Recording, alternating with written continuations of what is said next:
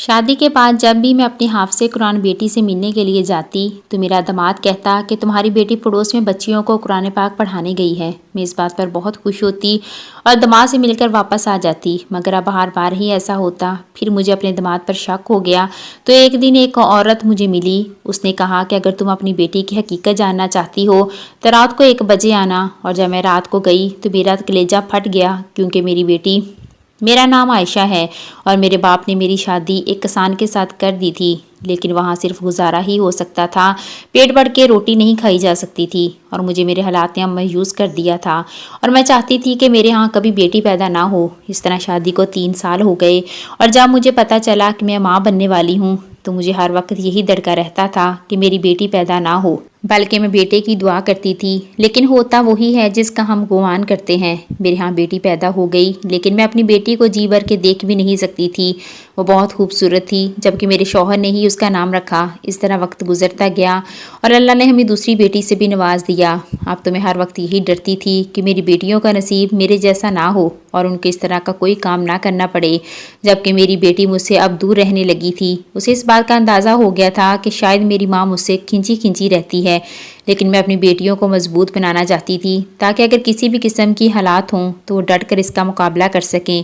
میرے شوہر نے میری بیٹی کو قرآن کا حافظ بنایا۔ وہ چاہتا تھا کہ میری بیٹیاں قرآن حفظ کریں، اور میری بیٹیوں کے لیے جو بھی رشتہ آتا تو میں صاف انکار کر دیتی، کیونکہ میں چاہتی تھی کہ میری بیٹیوں کو کبھی میری طرح کام نہ کرنا پڑے۔ اگر کبھی میں کھیت میں نہ جاتی تو میری بڑی بیٹی کہہ دیتی کہ میں چلی جاتی ہوں، تو میں اسے صاف منع کر دیتی کہ تم اس طرح کا کوئی کام نہیں کرو گی، جبکہ میری چھوٹی بیٹی کو تو یہ کام بالکل بھی اچھا نہیں لگتا تھا۔ ایک دن ایسا ہوا، میرا شوہر ساری رات گھر نہیں آیا۔ میں اس کو ڈھونڈنے بھی گئی، لیکن ساری رات پریشانی کے عالم میں گزر گئی، اور جب فجر کا وقت ہوا تو کچھ لوگوں نے ہمارا دروازہ پیٹنا شروع کر دیا۔ جیسے ہی میں نے تیزی کے عالم میں دروازہ کھولا تو مجھے لگا کہ میرا شوہر ہوگا، لیکن وہاں پر بہت سارے لوگ جمع تھے اور ان کے پاس چارپائی کے اوپر ایک وجود تھا۔ میرا تو دل ہی رک گیا، کیونکہ مجھے اچھے سے اندازہ ہو گیا تھا کہ وہ میرے شوہر کی لاش ہے، اور ہمارے گھر میں تو قہرام مچ گیا۔ میری دونوں بیٹیاں تو یہ صدمہ برداشت نہیں کر پا رہی تھی، اور میری بڑی بیٹی شازیہ کبھی مجھے اور کبھی میری چھوٹی بیٹی کو سنبھالتی۔ اس طرح وہ قیامت بھی گزر گئی، اور پھر میری عدت کا وقت بہت زیادہ مشکل تھا، لیکن میری دونوں بیٹیوں نے گھر کو سنبھال کے رکھا ہوا تھا، اور میں عدت تک گھر میں ہی رہی۔ اور اب میری بڑی بیٹی شازیہ، جس نے قرآن حفظ کیا ہوا تھا، وہ بچوں کو قرآن پاک پڑھانے لگی۔ اس سے جو ہدیہ ملتا تھا اس سے گھر کا خرچہ چلانے لگی۔ مجھے تو بہت زیادہ حیرت ہوتی تھی کہ میری اتنی چھوٹی بیٹیاں اتنی جلدی بڑی ہو گئی ہیں۔ اور جب میری عدت کا وقت ختم ہوا تو کچھ عورتیں ہمارے گھر آنے لگیں اور کہنے لگیں کہ تمہاری بیٹی بڑی ہو گئی ہے، تم اس کی شادی کر دو۔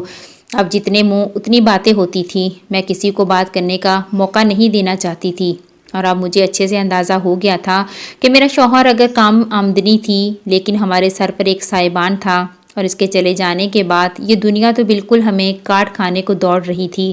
اب میں نے اپنی بیٹی کے لیے رشتہ تلاش کرنا شروع کر دیا، اور جو بھی غریب رشتہ آتا میں اس سے انکار کر دیتی، کیونکہ میں اپنی بیٹی کو امیر گھرانے میں بیانا چاہتی تھی۔ ایک دن امیر گھر کا رشتہ آیا، میں اس بات پر بہت خوش ہو گئی، لیکن انہوں نے یہ شرط رکھی کہ میں وہاں ان کے گھر نہیں جا سکتی۔ اس طرح میں نے اپنی بیٹی کا رشتہ پکا کر دیا، اور میری بیٹی کی اس شخص کے ساتھ شادی ہو گئی، اور میں بہت خوش تھی کہ میری بیٹی کا نصیب میرے جیسا نہیں ہے۔ اس کی شادی ایک امیر گھر میں ہوئی ہے۔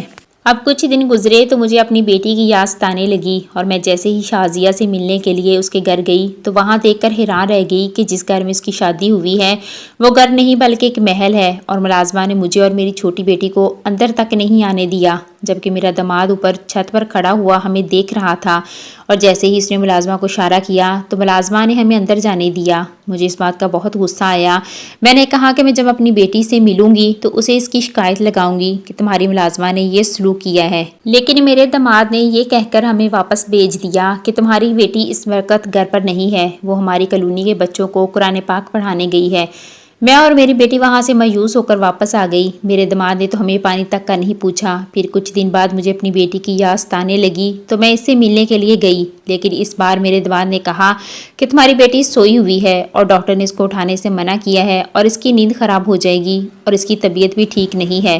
اب مجھے کچھ شک ہوا کہ کوئی تو مسئلہ ہے جو میرا داماد میری بیٹی کو ملنے نہیں دے رہا۔ ایک دن وہاں کالونی کی ایک عورت مجھے ملی اور اس نے کہا کہ تم اپنی بیٹی کو یہاں بیاہ کر اچھا نہیں کیا، اگر تم اپنی بیٹی کی حقیقت جاننا چاہتی ہو تو رات کو 1 بجے آنا۔ اب اگلے دن جب میں رات کو فقیرنی کا بیس بدل کر گئی تو چوکیدار دروازے پر موجود نہیں تھا۔ میں نے چوری سے اندر داخل ہو گئی اور پھر میرا داماد بھی گھر پر موجود نہیں تھا اور ایک ملازمہ نے مجھے دیکھ لیا تو میں ایک کمرے میں چھپ گئی۔ جب ملازمہ وہاں سے چلی گئی تو میں وہاں سے نکلنے لگی تو ایسے لگا جیسے کسی انسانی وجود نے میرے پاؤں کو پکڑ لیا ہے، اور جیسے ہی میں نے کمرے کی لائٹ آن کی تو میرا تو کلیجہ پھٹ گیا، کیونکہ میری بیٹی وہاں رسیوں سے بندھی ہوئی تھی اور نیم بے ہوشی کی حالت میں تھی۔ اور جیسے ہی میری بیٹی کو تھوڑا ہوش آیا، میرے سینے سے لگ کر پھوٹ پھوٹ کر رونے لگی اور کہنے لگی، اماں مجھے یہاں سے لے جاؤ، یہ شخص پاگل ہے اور مجھے پتہ نہیں روز کون کون سے انجیکشن لگاتا ہے۔ اور میں اپنی بیٹی کو لے کر وہاں سے آنے لگی تو ملازمہ نے ہمارا راستہ روک لیا اور میری دہشت دیکھ کر ملازمہ بھی راستے سے ہٹ گئی۔ اب دروازے پر آ کر رکی تو میرا داماد بھی آ گیا اور اس نے کہا کہ تمہاری بیٹی تو اب اس قابل بھی نہیں رہی کہ کتنے مردوں کے ساتھ اس کے تعلقات ہیں، تم اس کو لے جانا چاہتی ہو تو لے جاؤ۔ مجھے اس بات کا بہت غصہ آیا، میں نے اسے تھپڑ مار دیا اور مجھے اس بات کی حیرت ہوئی کہ میرے داماد نے مجھے میری بیٹی کو آسانی سے وہاں سے لے جانے دیا۔ میری بیٹی شازیہ پہلے بھی اتنا زیادہ نہیں بولتی تھی، لیکن اس واقعہ کے بعد وہ بالکل چپ ہو گئی۔ میں اپنی بیٹی کے لیے پریشان تھی کہ اس کے لیے کیا کروں کہ ایک دن وکیل ہمارے گھر آیا اور اس نے کہا کہ میں فلاں شخص سے ملنا چاہتا ہوں۔ جب اس کو پتہ چلا کہ اس کا تو انتقال ہو گیا ہے تو اس نے کہا کہ میں آپ لوگوں کی ہر صورت مدد کروں گا۔ میں نے کہا کہ آپ ہماری کیوں مدد کریں گے؟